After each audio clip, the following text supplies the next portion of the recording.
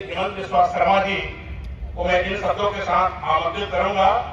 नियत जिनके साथ है नेक है जिनके कर्मा, नियत जिनके साथ है नेक है जिनके कर्मा, ऐसे हैं हमारे असम के मुख्यमंत्री श्रीमान हेमंत बिस्वा शर्मा। हेमंत बिस्वा शर्मा जोरदार तालियों के साथ स्वागत करें। बोले भारत माता की, भारतीय जनता पार्टी जिंदाबाद, हेमंत बिस्वा शर्मा जी जिंदाबाद, रणजीत सिंह जी जिंदाबाद, भारत माता की।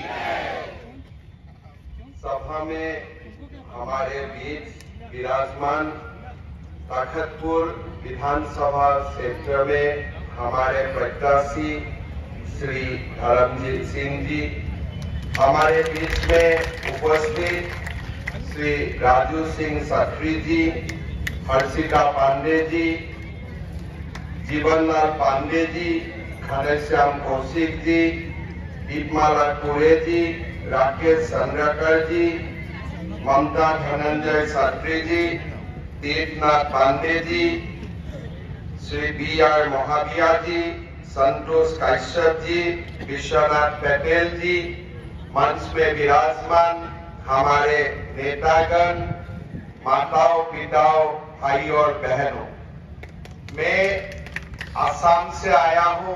कामरूप कामाख्या नाम से आसाम को पूरा देश में जाना जाते हैं। मैं माँ कामाख्या का पवित्र भूमि से माँ कौशल्या का पवित्र भूमि में आया हूँ और सारे छत्तीसगढ़ वासियों को मैं नमन करता हूँ, वंदन करता हूँ, अभिनंदन करता हूँ। मैं माँ कामाख्या का बारे में बोला। माँ कामाख्या माँ पार्वती का स्वरूप होता है, सती का स्वरूप होता है, महाकाली, महालक्ष्मी, महासरस्वती का स्वरूप होता है। साथ साथ में माँ काली, माँ पार्वती महादेव का पत्नी भी होते हैं। आज पूरा कामाख्या माँ रो रहा है जब माँ का खबर चला, माँ को खबर मिला कि छत्तीसगढ़ का मुख्यमंत्री भूपेश बघेल जी ने महादेव का नाम में पैसा लूटने का काम किया। आज पूरा देश में जितना महाकाली है, हमारा माँ लोग महाकाली है, महासरस्वती है, महालक्ष्मी है, कभी लोग सोच भी नहीं सकता है कि कोई महादेव का नाम में ऐप बनाएगा। अरे भाई खाना भी है, कोई दूसरा नाम में बना लेता था, जिंटू मिंटू कुछ नाम में बना लेता था, लेकिन डायरेक्टली बनाया महादेव का नाम में, और 1-2 करोड़ नहीं, पूरा 508 करोड़ लूट लिया। तो मैं इतना ही बोल सकता हूँ कि महादेव तो 20 पान कर लेता था जगत का कल्याण के लिए, लेकिन महादेव का नाम में आपने जो ये 20 कमाया, ये पॉइजन तो आप पी नहीं सकेगा। इसका कारण ही आप मारा जाएगा राजनीति से। मैं आज ही भविष्यवाणी करके जाना चाहता हूँ। भाई और बहनों, लोगों का हिम्मत देखो। आपको कुछ ऐप बनाना ही था, कोई दूसरा नाम में बना लेता था। अब ढूंढ के महादेव का ही नाम मिला, ये दुर्नीति करने के लिए, धोखाबाजी करने के लिए, करप्शन करने के लिए। भूपेश बघेल जी बोल रहा है कि मैं सीएम बनूंगा, तो आप सीएम बने ना बने, लेकिन मेरा तो विश्वास है ये 508 करोड़ रुपया लूटने का कारण आप जरूर सरकार का गेस्ट बनने वाला है, उसमें मेरा कोई डाउट नहीं है। भाइयों और बहनों, भूपेश बघेल जी बोलता है मैं गारंटी देता हूं। अभी आपका गारंटी का क्या वैल्यू है? अभी आपका आता पता ही चुनाव का बात पता नहीं चलेगा आप कहां का है, आप कहां रह गया। बोला नहीं, ईडी सरकार का स्पोक्स पर्सन है। भैया, आपका जो अधिकारियों को 700 करोड़ रुपया लूटने के लिए गिरफ्तार हुआ था, ये वो अधिकारियों को तो अदालत में पेश किया गया था। तो अदालत आप 7 महीना 6 महीना क्यों जमानत नहीं दे रहा है? अगर ईडी सीबीआई का चार्जशीट में कुछ भी नहीं है, तो अदालत क्यों जमानत आपको नहीं दे रहा है? तो इसीलिए भूपेश बघेल जी, आप समझ लेना चाहिए कि आपका समय अभी पार हो चुका है। छत्तीसगढ़ का जनता आपको विदा भी देगा और सरकार आपको हमारा गेस्ट भी बनाएगा। ये मैं आपको आज बोलना चाहता हूं। भाई और बहनों, ये जो महादेव का नाम में वो लोग ने किया है, हिंदू देव देवियों का ऊपर उनका अपमान नया बात नहीं है। आप समझ सकता है, हमारा देश में बीजेपी का जो प्रधानमंत्री अभी बना, देश में 2 ही प्रधानमंत्री बना बीजेपी से, एक वाजपेयी जी और एक नरेंद्र मोदी जी। देश में तमाम प्रधानमंत्री कांग्रेस ने दिया था। मैं आपको प्रश्न पूछना चाहता हूं कि आप जब शासन में था और समय राम मंदिर आपने क्यों नहीं बनाया? आप लोग खुद आज बोलिए, अगर नरेंद्र मोदी जी नहीं होता था, क्या देश को रामलला का मंदिर मिलता था? आज आप लोग, ये कुमार कौशल्य का भूमि है।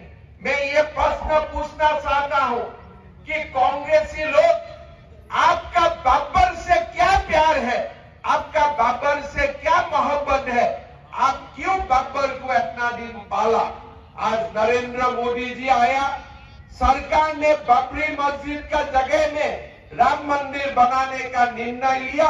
आज भव्य राम मंदिर 22 जनवरी को उद्घाटन होगा, प्रधानमंत्री जी उद्घोषण करेंगे। एक और नरेंद्र मोदी जी भव्य राम मंदिर बना रहा है और एक और छत्तीसगढ़ का मुख्यमंत्री भूपेश बघेल जी महादेव का नाम में माल लूट रहा है, माल लूट रहा है। आप देखिए, एक जगह में अयोध्या में राम मंदिर और छत्तीसगढ़ के में महादेव ऐप। आप देख लीजिए, आप सोच लीजिए, आज छत्तीसगढ़ में क्या हो रहा है और छत्तीसगढ़ को देश से क्या संदेश जा रहा है। भाई और बहनों, एक बार जीवन में कोई सनातनी हिंदू मां गंगा का नाम में कसम खा लेते हैं, वो कसम उनको पूरा करना उनका दायित्व बनता है। ये भूपेश बघेल जी, आज आप देखिए, चुनाव का समय गंगा माई का शपथ लेता है कि मैं दारू को बंद करने जा रहा हूं। दारू का बंद करने तो दूर, अभी छत्तीसगढ़ में उन्होंने दारू का होम डिलीवरी भी स्टार्ट कर दिया था, होम डिलीवरी भी होने लग गया था। आप सोच सकता है, जो व्यक्ति गंगा माई का नाम में कसम खाके गलत कर सकता है, जो महादेव ऐप का नाम में 508 करोड़ रुपया लूट सकता है, जो गोथान का नाम में पैसा लूट सकता है, क्या वो व्यक्ति छत्तीसगढ़ को न्याय दे सकता है? क्या छत्तीसगढ़ को न्याय दे सकता है क्या? आज मैं जान के, जब मैं पहला बार छत्तीसगढ़ में आया, मैं सोचा था कि छत्तीसगढ़ से कुछ सीखूंगा। पहला बार मैं जब रायपुर आया था, मेरा भाई छत्तीसगढ़ में ही काम करता था। उस समय में रायपुर आया था, रमन सिंह जी का सरकार था, चारों ओर छत्तीसगढ़ का विकास था। पहला बार छत्तीसगढ़ ने पूरा भारतवासी को सिखाया था कि मुफ्त में लोगों को राशन दिया जा सकता है। ये छत्तीसगढ़ का भाजपा सरकार ने शुरू किया था, लोगों ने सीखा।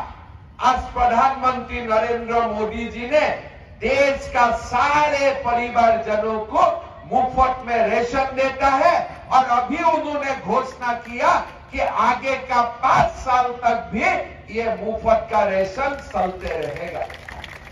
ये शुरुआत कहां से हुआ था? छत्तीसगढ़ से हुआ था। भाजपा का सरकार ने शुरुआत किया था। लेकिन आज आप छत्तीसगढ़ में आते हो, क्या सीखेगा? गोथान घोटाला सीखेगा, गौशाला का घोटाला सीखेगा, पब्लिक सर्विस कमीशन का घोटाला सीखेगा, महादेव ऐप का घोटाला सीखेगा। पूरा छत्तीसगढ़ को भूपेश बघेल जी ने बदनाम करके रखे हुए हैं।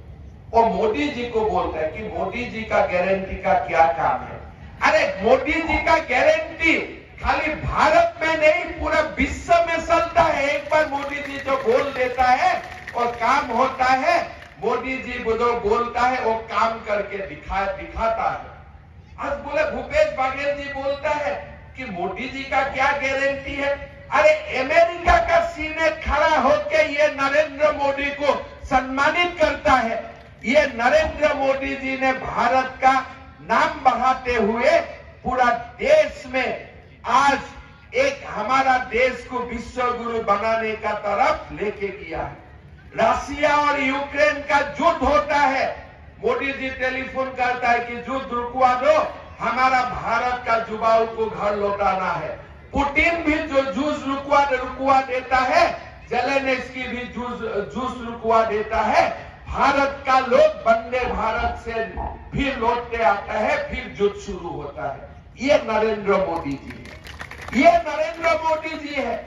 और भूपेश बघेल जी बोलता है कि नरेंद्र मोदी जी का गारंटी का क्या काम है।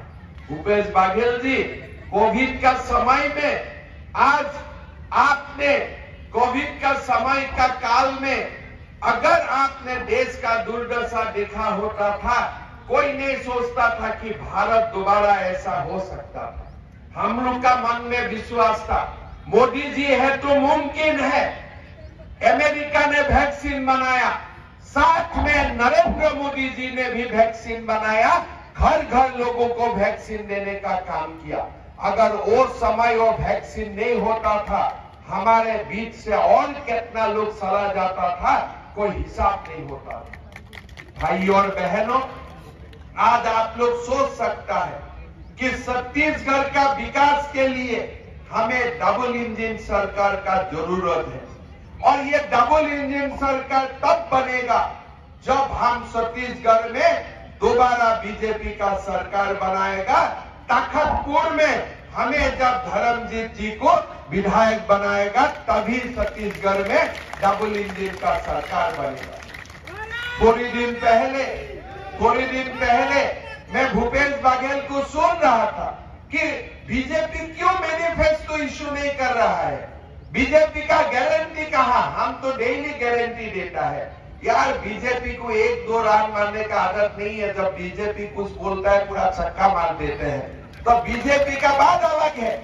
आज छत्तीसगढ़ वासियों के लिए जो बीजेपी बोल रहा है, जो बीजेपी वादा कर रहा है, अगर सारे काम आप लोग हमें करने का मौका देता है तो पूरा छत्तीसगढ़ का किस्मत बदलेगा, छत्तीसगढ़ बदलेगा। भाई और बहनों, भूपेश बघेल जी असम गया था चुनाव का समय, हम चुनाव लड़ रहा था। भूपेश बघेल जी असम में गया, बड़ा बड़ा बक्सा लेके गया। अंदर में क्या था मैंने भी जांच नहीं किया, किसी को जांच करने का जरूरत भी नहीं था। महादेव जी साथ में लेके गया था, क्या लेके गया था वही जानते थे। जो भी है वो गया असम में, जाके उन्होंने सभा में बोला कि मैं छत्तीसगढ़ में बेरोजगारी भत्ता देता हूं। तो मैंने थोड़ा छत्तीसगढ़ का लोगों को पूछा, क्या बेरोजगारी भत्ता देता है? बोले कुछ नहीं देता है, 10 लाख हमारा यहाँ बेकार लोग है, मुश्किल से 10-20 हजार लोगों को कुछ रुपया मिलता है। फिर मैं रात में सोचा ये बेरोजगारी भत्ता क्या है। फिर मैंने पूछा बेरोजगारी भत्ता का मतलब क्या है? बोले महीना कुछ हमारा बेकार लोगों का अकाउंट में कुछ भेजना। तो मेरा मन में प्रश्न हुआ, मैं अगर मुख्यमंत्री बनूं, फिर मैं बेरोजगारी भत्ता का बात बोलो, कोई लोग तो मुझको तो वोट नहीं देगा। तो मैंने यही समझा कि एक चीफ मिनिस्टर का जिम्मा होता है रोजगारी देना, बेरोजगारी भत्ता देना हमारा काम नहीं होता। मैंने अमित शाह जी को बताया कि साहब हमें क्या करना है। अमित शाह जी ने बोला कि तुम घोषणा कर दो, 1 लाख हम नौकरी दूंगा। तो मैंने सभा में घोषणा कर दिया कि आसाम का सारा युवाओं को ये मेरा संदेश है कि हम बेरोजगार भत्ता नहीं दूंगा, लेकिन पहला साल में ही मैं आप लोगों को 1 लाख सरकारी नौकरी दूंगा। तो भूपेश बघेल जी ने असम में बोला कि ये असंभव है। मैं बोला देखो, असंभव को संभव करना, नामुमकिन को मुमकिन करना ही काम नरेंद्र मोदी है, वही नाम नरेंद्र मोदी है। भाई और बहनों, आज आप गूगल करके देखो, 10 मई, इसी साल का 10 मई हमने गृह मंत्री अमित शाह जी को बुलाया। पूरा स्टेडियम में 1 लाख नहीं हुआ, 89,000 युवाओं को मैंने इकट्ठा किया। हर युवाओं को सरकारी नियुक्ति का पत्र गृह मंत्री अमित शाह जी का कर कमल से मैंने हस्तांतर कर दिया। बोले देखो, वादा किया था ये 90,000 जॉब ले लो, 10,000 जॉब आगे जाके मैं दूंगा। आज छत्तीसगढ़ में मैं बहुत खुश हूं कि आज हमारा पार्टी ने छत्तीसगढ़ ने भी ये ऐलान किया है कि हमारे सरकार आएगा तो 1 लाख युवाओं को सरकारी नौकरी मिलेगा। अगर किसी का मन में संदेह है कि ये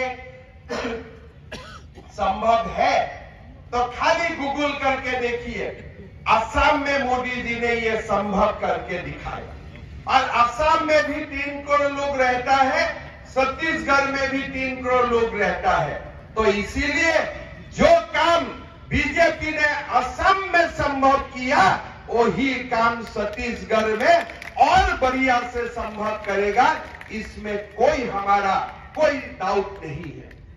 अभी असम में हम हमारा माताओं का बैंक अकाउंट में हर महीना 830 रुपया से शुरू किया, अभी 1250 रुपया हर महीना हम बैंक अकाउंट में डालता। मध्य प्रदेश में भी लाडली लक्ष्मी स्कीम शुरू हुआ है, हर महीना माताओं का बैंक अकाउंट में 1250 रुपया दिया जाते हैं। अभी आप पूछ सकता है कि घोषणा पत्र में तो लिखा गया है, क्या वो होगा? अगर हमारा बीजेपी सरकार ने वो काम असम में संभव किया है, अगर मध्य प्रदेश में संभव किया है, छत्तीसगढ़ में भी वो संभव करेगा, उसमें कोई डाउट नहीं। हम झूठ बोलने वाला में नहीं है, गंगा का कसम खा के, गंगा माई का कसम खा के हम झूठ नहीं बोलता हूं। आज असम में वो स्कीम का नाम क्या है? अरुणोदय। हम लोग का असमिया में वो स्कीम हम लोग नाम दिया हो अरुणोदय।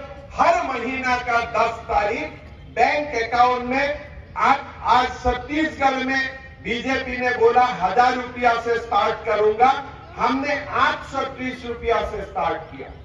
हर माताओं का बैंक खाता में 830 रुपया शुरू किया, फिर हम लोग 1000 तक आया, अभी 1250 तक पहुंच चुका।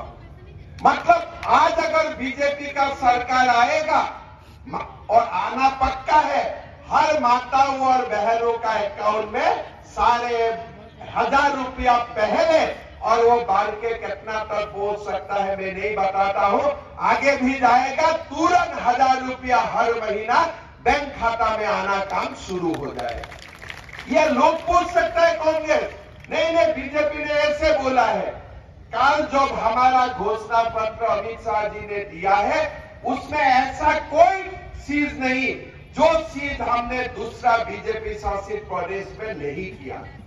आज असम में अरुणोदय का हिसाब से माताओं का बैंक अकाउंट में पैसा जाते हैं, मध्य प्रदेश में जाते हैं, लेकिन छत्तीसगढ़ में कुछ नहीं जाता है, छत्तीसगढ़ में लूटा जाता है।